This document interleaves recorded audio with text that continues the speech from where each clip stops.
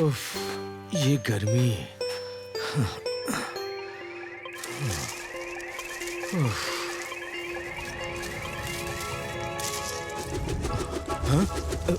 अरे मेरी मटकी कहाँ जा रही है? रुक जा, अरे रुको। ओहो, गई भैंस पानी में। अब इतने से पानी में पूरा दिन कैसे बिताऊंगा? उस साल विजयनगर में बिल्कुल बारिश नहीं हुई थी, जिसके कारण लोगों को एक बूंद पानी के लिए भी बहुत दूर जाना पड़ता था। जहाँ लोग पानी की एक एक बूंद के लिए तरस रहे थे, पानी के गिर जाने से रवि भी बहुत दुखी था। ओह, अब ये कैसे हुआ? लगता है आज का दिन ही खराब है।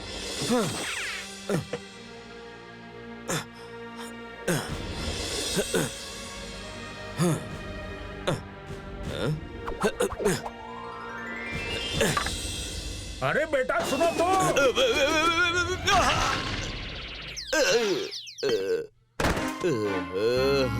अरे तुम तो गिर गए। बुढ़ा हूँ वरना मैं ही उठा देता। अब झट से उठ जाओ और फट से मुझे थोड़ा पानी पिला दो।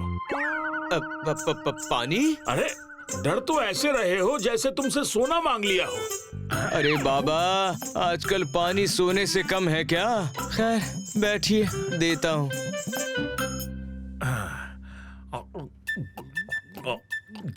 थोड़ा और पानी पिलाओ। और पानी? छोड़ो, मैं ही अपने हाथ से ले लेता हूँ।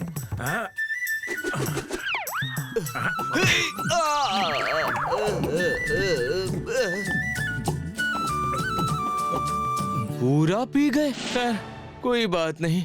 कहते हैं पानी पिलाना तो पुण्य का काम होता है। बेटे तुम सच में बहुत दयालु हो। जिस तरह से तुमने मुझ बुढ़े की मदद की है, वैसे ही सबकी मदद करते रहना। तुम पर बहुत कृपा होगी।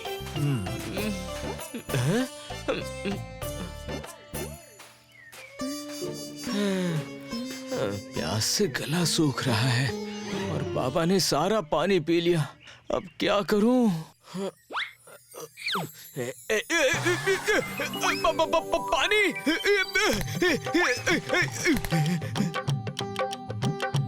ये क्या चमत्कार है? वाह, कितना निर्मल और मीठा पानी था। हा? कैसे हो रवि भैया? बस ठीक हूँ। तुम्हारा पैर अभी तक ठीक नहीं हुआ? क्या बताऊं भैया, हकीम वैद्य दवा सब करा ली, लेकिन कोई फायदा नहीं हुआ। अरे सब्र रखो, ठीक हो जाएगा। वैसे कहाँ जा रहे हो इतनी धूप में? हकीम जी के पास। कल से फातिमा को बहुत तेज बुखार है, प्यास लगी है, थोड़ा पानी पिला दो। पानी तो पिला देता करीम, लेकिन मैंने अभी अभी सारा पानी पी लिया। मटके में एक बूंद भी पानी नहीं बचा। आज का तो दिन ही खराब है।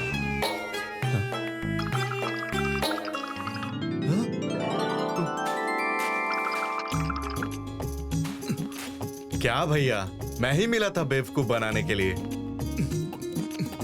वाह, ये पानी तो गुड़ की तरह मीठा है। क्या? मटके में पानी? देखो तो। अरे अरे, ये क्या कर रहे हो?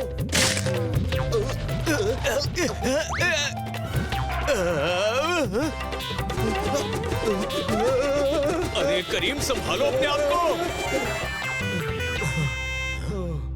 अरे मेरा पैर तो ठीक हो गया।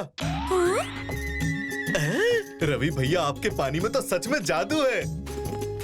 अरे फातिमा, तुम भी पियो।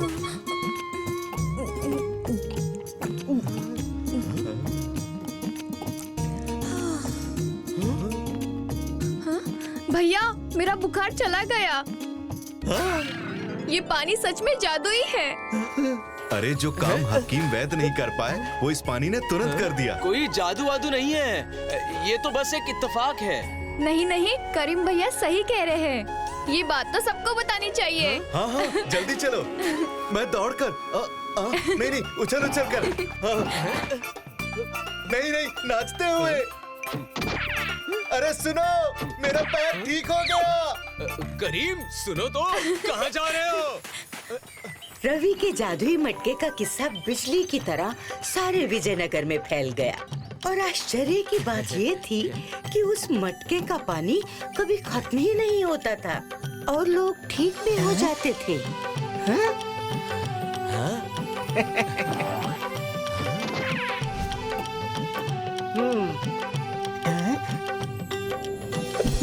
मैं ठीक हो गया।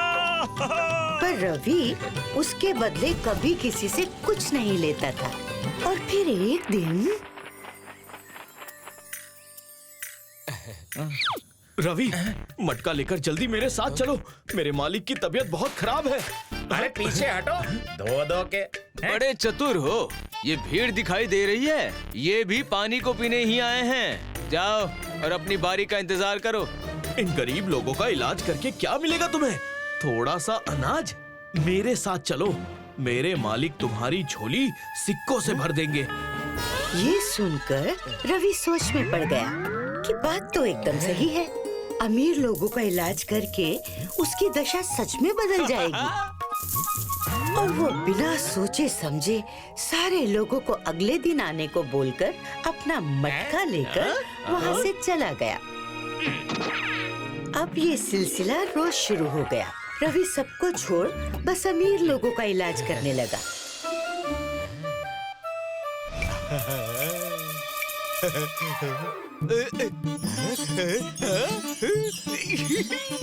और धीरे धीरे उसकी दुकान के बाहर भीड़ कम होने लगी।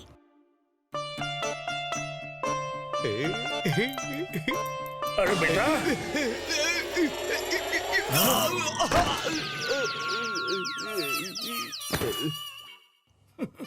अरे बाबा, आप? थोड़ा पानी मिलेगा? हाँ हाँ, क्यों नहीं। ए रवि, जल्दी से अपना मटका उठाओ और घोड़े पर चढ़ जाओ। महारानी को मच्छर ने काट लिया है। हाँ हाँ हाँ, बस अभी आया। जरा बाबा को पानी तो पिला दूं। महारानी बीमार है और तुम्हें दूसरों को पानी पिलाने की पड़ी है। अगर महारानी तुम्हारा पानी पीने से ठीक हो गई तो ये सारी मुद्राएं तुम्हारी होंगी। क्या? चलो।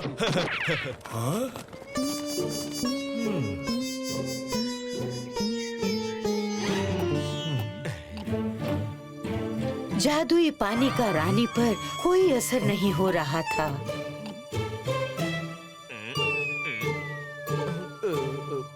मुझे तो पहले से ही शक था, जो काम हमारी जड़ी बूटी नहीं कर सके वो पानी कर देगा।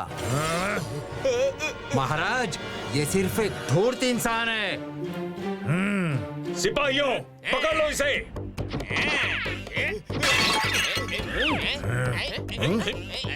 ये रहा।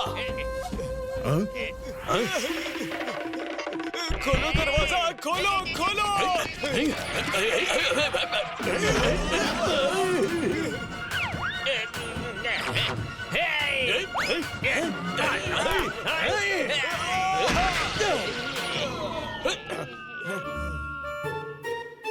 मूर्ख, दूर हो जाओ मेरी नजरों से, वरना हमेशा के लिए तुम्हें अपने राज्य से बाहर भेज दूंगा।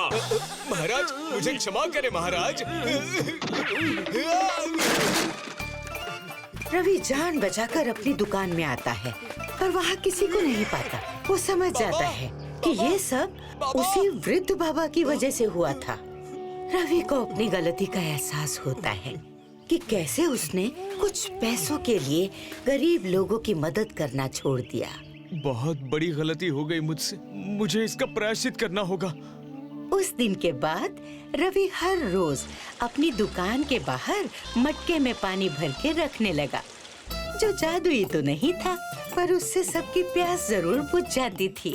उस दिन से वहाँ से कोई प्यासा नहीं लौटा, क्योंकि रवि समझ गया था कि किसी की मदद करने से बड़ा धर्म कुछ भी नहीं होता।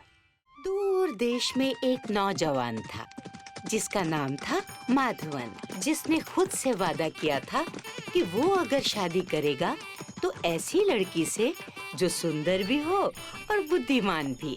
उसने ऐसी लड़की ढूंढते ढूंढते मीलों का सफर तय कर लिया, मगर जो सुंदर होती वो समझदार नहीं, और जो समझदार होती वो सुंदर नहीं। आखिरकार वो अपने सपनों की राजकुमारी को तलाशते हुए विजयनगर आ पहुंचा। ऐसा लगता मैं पूरी दुनिया घुमा हूं ना, मगर एक भी लड़की नहीं मिलती जी। कहीं हमको जिंदगी भर कुंवारा ही तो नहीं रहना पड़ेगा। ओहो, ये शेर तो बहुत सुंदर हो ना। लगता है इधर मेरे को मेरी सुंदर राजकुमारी पक्का मिल जाती। दिन भर की यात्रा से थका हुआ माधवन वहीं किसी पेड़ की छांव में आराम करने को लेटता है और उसकी आंख लग जाती है।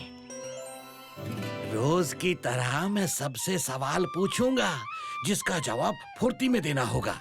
हाँ हाँ, पूछो काका पूछो। हाँ, आज मैं भी कमर कस के आया हूँ, आराम से। पहले शरीर में तो फुर्ती ले आओ, फिर फुर्ती में जवाब दे देना। अच्छा बताओ, अगर मेरे पास एक भेड़ है, मैं उसको बिना बेचे कैसे सिक्के कमा सकता हूँ? भेड़ से सिक्के कमाने के लिए उसे बेचना तो पड़ेगा ही, पाई पाई जोड़ के। नहीं, गलत जवाब। आप कहे तो मैं कोशिश करूं काका। ये कोई लड़की होती या अप्सरा? अगर मेरे पास भेड़ हुई तो मैं उसे खूब खिलाऊंगी, पिलाऊंगी, उसकी सेवा करूंगी।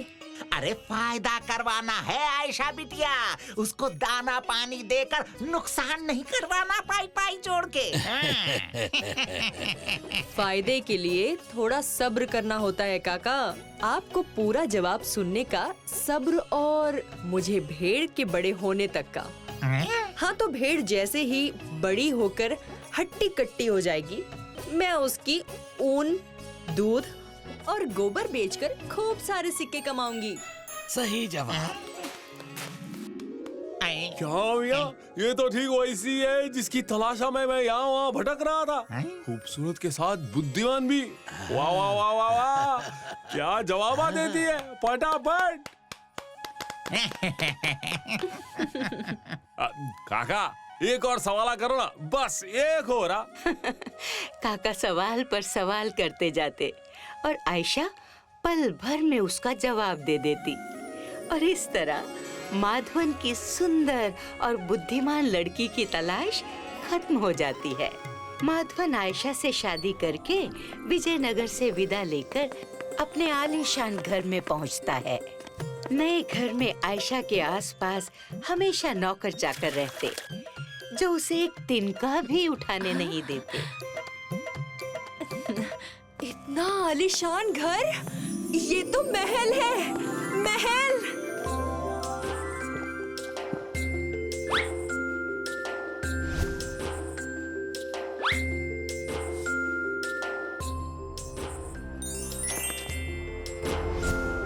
जो आयशा पूरे गांव का चक्कर लगाया करती थी, अब वो पूरे दिन में 2 कदम भी नहीं चला करती। कुल मिलाकर आयशा को अपना ये नया रहन सहन बहुत ही भाने लगा। धीरे धीरे समय बीतता गया और शरीर को जरूरत से अधिक आराम मिलने की वजह से आयशा के शरीर के अंगों ने एक एक कर काम करना बंद कर दिया। आयशा को दिखाने के लिए माधवन ने कई वैद्य हकीम बुलाए, मगर किसी की दवाई का आयशा पर कोई असर नहीं हुआ। धीरे धीरे आयशा के बीमार होने की खबर उड़ती उड़ती उसके गांव विजयनगर तक पहुंचती है। मैं ठीक करूंगा उसे। मैं चला और अपनी पुरानी आयशा बिटिया को वापस लेकर ही लौटूंगा। सभी गांव वाले काका की इस बात से अचंभित हो जाते हैं कि जिसको भला वैद्य हकीम ठीक नहीं कर पाए, उसे काका कैसे ठीक कर पाएंगे। काका सीधे वहाँ से निकलकर माधवन के महल पर जा पहुँचते हैं। काका आप? हाँ, मैं आ गया हूँ। अब तू चिंता मत कर आयशा बेटी, तुझे तो मैं अब ठीक करके ही जाऊंगा। आपका यहाँ आने के लिए शुक्रिया अदा करता मैं। आप जैसा बोलते हैं हम वैसा ही करते हैं। बस आप हमारी आयशा को ठीक कर देना जी। बिल्कुल। सबसे पहले मुझे किसी और के बनाए खाने पर भरोसा नहीं। कैसे बातें करते हैं आप? यहाँ का रसोइया हमारा पिताजी, उनके पिताजी के पिताजी को बनाकर खिलाता। लेकिन आप चिंता ना करो, आप बोले तो मैं खुद उसके लिए खाना बनाएगा। उसकी जरूरत नहीं है, वो केवल मेरे हाथ का बना ही खाना खाएगी।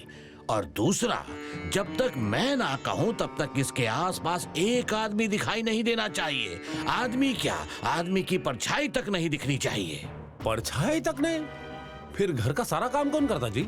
सब ऐसा करेगी। नौकर चाकर रहे ना रहे, तुम्हें ये घर शीशे की तरह चमका कर रखना पड़ेगा। मगर अगर मगर की बात है तो मैं जाता हूँ। नहीं नहीं काका, आप कहीं मत जाइए। आप जैसा बोलेंगे मैं वैसा करने को तैयार हूँ। अगले दिन से ही काका के कहने के अनुसार आयशा का पूरा रूटीन चेंज हो गया। काका खाना बनाकर ऊपर की मंजिल पर रख देते, जहां आयशा को सीढ़ियां चढ़कर जाना पड़ता। साथ ही शर्त के अनुसार आयशा को बिना किसी की सहायता के घर को चमचमाने के लिए खूब मेहनत करनी पड़ती। अब मेहनत होगी तो आयशा की हड्डियों में लगा आलस का जंग तो छूटना ही था। अब जब आयशा का आलस छूटा तो हर ढलते दिन के साथ वो बेहतर महसूस करने लगी। आयशा की वही फुर्ती तो वापस आ गई, मगर उसका दिमाग पहले जैसा फुर्तीला हो पाया या नहीं, उसकी जांच अभी बाकी थी। माधवन, तुम्हें मेरे एक सवाल का जवाब देना होगा, वो भी झट से।